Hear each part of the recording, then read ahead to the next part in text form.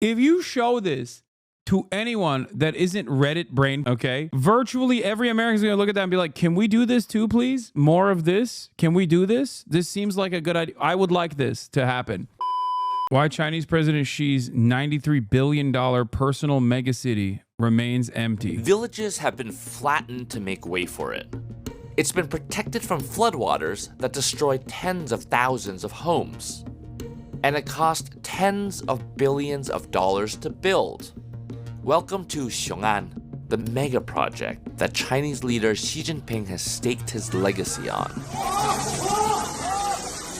Located 60 miles outside Beijing, Xiongan is designed to ease pressure on the overcrowded and congested Chinese capital of more than 20 million people. 7 years ago, all of this was cornfields and swamp. Today, it is a metropolis being built from scratch.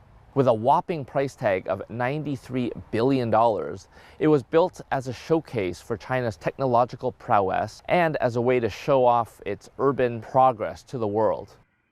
In less than a decade, thousands of buildings have sprung up, including residential compounds, office complexes, luxury hotels, and At this point, they can't seriously be talking about ghost cities, right? Like, how many times has China done this at this point over the past decade where they just like build an empty ass city out of nothing because they have centralized planning and it's housing according to need and according to where they want to go.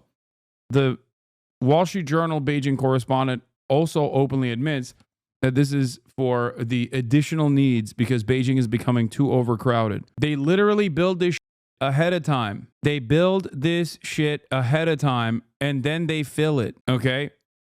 It's so odd that we in the West have no way of comprehending governance of this sort where they're like, I don't understand. What? Like, what's the profit incentive here? Like, what? Why are they building cities ahead of time? Like, it doesn't make sense. You should actually make sure that there's no planning whatsoever, and it shouldn't even be reactive. There's no proactive housing, but there is not even reactive housing. We shouldn't even build any housing whatsoever. How else are they going to consistently increase the price of housing? How else will the independent homeowners be able to maintain their nest egg? And it's really funny because, like, with the exception of homesteads, okay, in rural areas or whatever, or agrarian farmland, which has a different set of restrictions, China has a similar structure to Singapore, or I'll use a capitalist example, where all housing in China is offered a 70-year lease. So no one truly owns their home. Now, of course, the 70-year lease, once it's done, will usually be like all land is publicly owned. The government decides what to do with that land, which is why eminent domain style structures like this, eminent domain style initiatives like this happen all the time. America also has eminent domain. We just only use it to build the border wall, ironically enough. Instead of the bank owning your home like it does in the United States of America, at least for the 30 years where you're paying your mortgage, and an ever-changing property tax, as is the case in the United States of America, that you pay, there is no property tax and the government owns all of the land. You are basically leasing that land from the government or leasing that home from the government for 70 years. At the end of that 70 years, the government offers an extension virtually every single time. Now, that might change. You know, there might be different uses for that land, and that the government might not see a reason to continue the land lease agreement, okay? But having said that, that is the way housing works in China, okay? It's a fairly, it's been a fairly successful structure. They're saying my kids won't be owning my $4 billion closet-sized home down the line. What is this nonsense? Yeah. and one of the symbols of the city, Xiongan train station. This terminus is one of China's biggest, the size of 88 football fields. It can take more than 100,000 passengers a day. But right now it is just deathly silent. You just don't see a lot of people around. You can hear a couple of cleaning workers, a couple of people off in the distance, some security guards, but other than that, it is pretty quiet here. Hello. Despite its official completion date of 2035, parts of the city are already finished.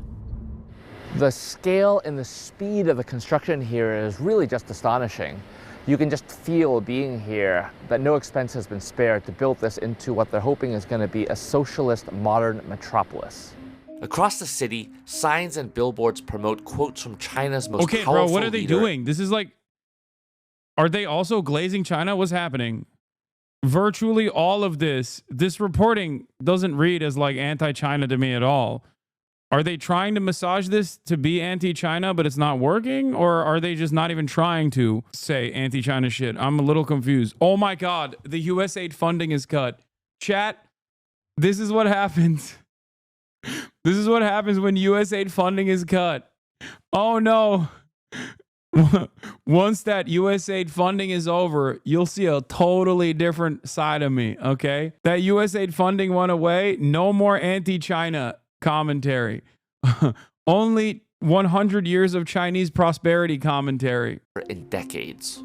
Basically what it says is that everyone should persist without giving up. Yeah, Wall Street Journal, Workers' Socialist Journal. In using Xi Jinping thought on... Oh, that's the other thing. Yeah, if the government decides the land where your house is needed for another use, they pay you a large sum of money that is more than the worth of the house, and they will relocate you to an area that is an upgrade from your previous situation. At least that's what I've heard. It sounds insane, dude. I know it sounds insane. This can't even read Chinese, but they're using him as the expert on the ground reporter. Wait, what? Yeah, I don't understand. Did he have to use Google Translate for memes, or does he actually not know how to... up in using. What it says is that everyone should persist without giving up in using Xi Jinping thought on socialism with Chinese characteristics in the new era to unite our hearts and forge our spirits, something along those lines. And the success of this multi-billion-dollar endeavor is directly linked to Xi's personal investment in it. So much so that when the deadly floods of 2023 swamped nearby areas, officials demanded Xiongan be protected. As floodwaters were diverted from sparsely populated Xiongan into what the government called designated flood zones, neighboring cities and villages were submerged. Videos on social media showed people taking to the streets in a rare show of public anger, claiming the floods in their areas were caused by diverted waters, not by heavy rainfall. The Communist Party hopes Xiongan will stand alongside successes like the technological hub of Shenzhen in the south of the country, a city which has come to symbolize China's transformation beginning in the 1980s under former leader Deng Xiaoping.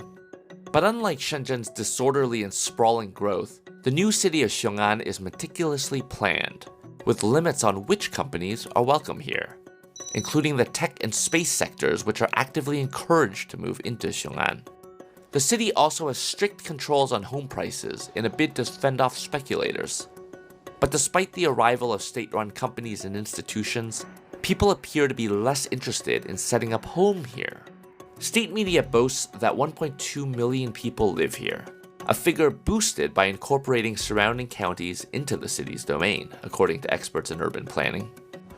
But the newly built areas looked eerily empty when we visited. And now we're in sort of a residential commercial part of Xiongan. This is actually quite a green city. Unlike Beijing, it's lower density. There's a cap on how tall the buildings can be, so there aren't big skyscrapers around, but there's also not a lot of people around. It's very quiet here.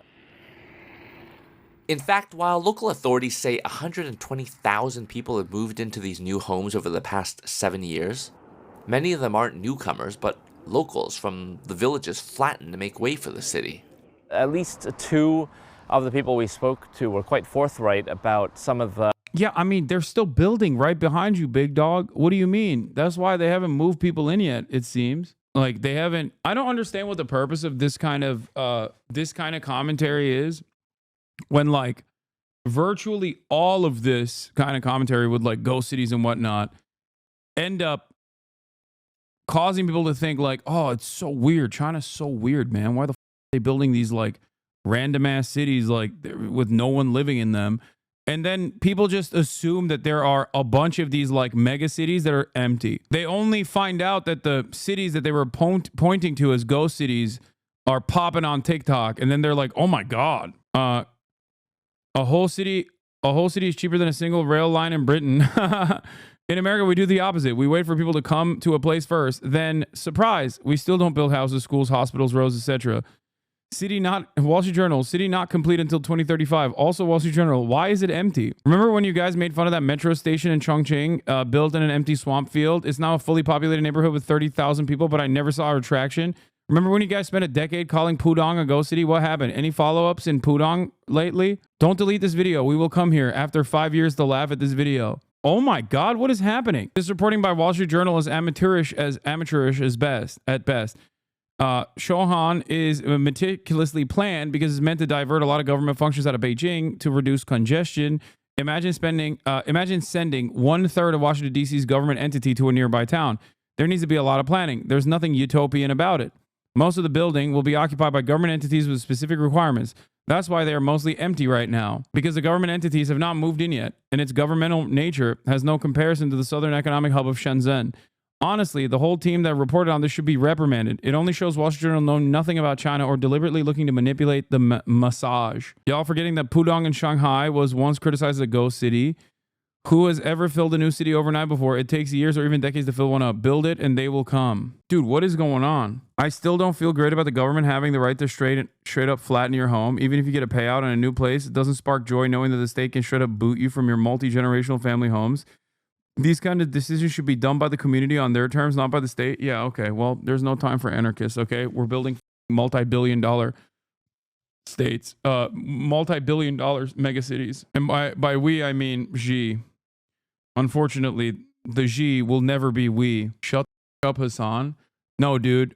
Keep coping. No, it's fine, dude. Keep coping. It's so much better. It's so much better in America. I love the American housing market. Also, America does eminent domain too, chatters. It's, it exists. They just do it to black neighborhoods, to bulldoze black neighborhoods and put a highway system in between the black neighborhoods and the white neighborhoods. So, you don't really get to hear about it because who cares, You're forgetting that the CCP diverted flood water and killed hundreds of people to protect an empty city. I like that even the Wall Street Journal didn't make this statement. They simply said that the speculation on the ground was that the flood water was diverted into nearby villages. They didn't say that they killed hundreds of people. You just made that up. Like, Wall Street Journal didn't even say that. You are just saying that. No, they were mad that the flooding happened in their villages, which is understandable. You just made that up, dog. This has been documented. Wait, what are you talking about? Wall Street Journal did not say that. What are you talking? Wait, what? Inequalities and some of the anger that some of the local residents had here. You had a lot of local villagers who basically had their villages torn down and were given compensation, but compensation that I think in a lot of cases didn't quite meet expectations. There are some newcomers, but yeah, I don't understand how there hasn't been a revolution in China yet. State-regulated housing prices? Do the Chinese not yearn for the freedom that is BlackRock? Do they not know the pure ecstasy of seeing a 2-bedroom home cost $2.6 million? This makes no sense to me. I know. As a homeowner myself, I love it, dude. It's great. The state has the powers of rain and flood control across giant parts of land. No, like in the United States of America, we literally have a levee system that unironically, anytime there's like an unprecedented amount of rainfall, there's a levee system that does actually end up creating floodplains on poorer neighborhoods to protect wealthier neighborhoods. This has happened time and time again. Okay, so it's not shocking to me if that actually did happen. I'm just stating that the Wall Street Journal did not say that. They simply stated that the speculation from the village people that were living in the surrounding villages was that the water was diverted into their villages during the flooding that ended up leveling their villages. And there's no follow-up on what has happened to those villagers. So it just leaves you to speculate and hope that they got killed by the Chinese government or something. Stop listening to Chinese propaganda. I'm literally listening to Wall Street Journal. This is the exact opposite. Okay, this guy's memeing. Okay, never mind. What is Wall Street Journal? Yeah, it's the woke Shenzhen Journal. That's what it is. Many of them appear to work for the companies actually building the city, with construction remaining the main source of employment in the area. Experts point out that it took over a decade for the city of Shenzhen to be considered a successful venture. But while Shenzhen grew as China opened to a deluge of Western investment, Xiongan is being built as China faces the headwinds of decoupling from the West, an economic slowdown, and declining population growth. Despite these concerns, authorities project Xiongan's population will reach 5 million people in the coming decades.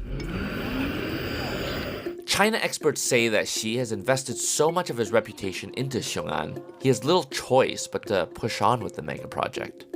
But whether this still largely empty construction site evolves into a shining metropolis of the socialist future or a failed vanity project remains to be seen.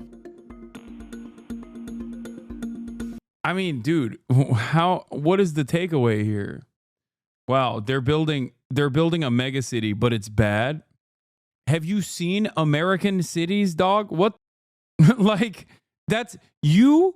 If you show this to anyone that isn't Reddit brain poisoned, okay, or, working at Langley, virtually every American's going to look at that and be like, can we do this too, please? More of this? Can we do this? This seems like a good idea. I would like this to happen.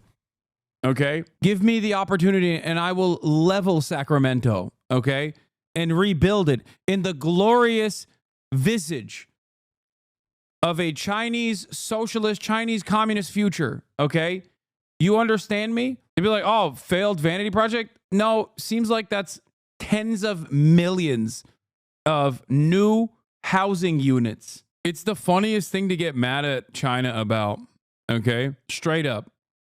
Especially when you're in the United States of America and you look around and there are homeless people everywhere. Hasan, you are projecting your imagination to China, which is so much difference. Is this the same guy that said, what is the Wall Street Journal earlier? Well, the majority of Chinese rail lines are hugely unprofitable, and the line from Beijing to Xinjiang has lost tens of billions already, has already gotten downside and is still losing billions yearly. It's a huge shame that there is no HSR in America. But on the other side of the coin, is there virtue to having large infrastructure projects if they're not even utilized? Yeah, it's still good. What do you mean? Snap out of it, okay? Unprofitable is not important. You know what's unprofitable? The United States Postal Service. It's one of the few remaining institutions that I will protect with my life, okay? Yeah, you know what else is unprofitable, I guess, technically? The goddamn United States military. Or even highways. What are we talking about? None of these things are profitable. It makes sense that they're not profitable. Who cares that they're not profitable? No one cares. You only think about it when it's like any degree of socialization taking place. It's ridiculous. I guess technically the military is profitable. Profitable to who, you might ask? You know, the corporations that actually fund our beautiful, glorious military, the manufacturing that takes place. Stop. They're going to start slapping tolls on every interstate. I mean, look at Texas.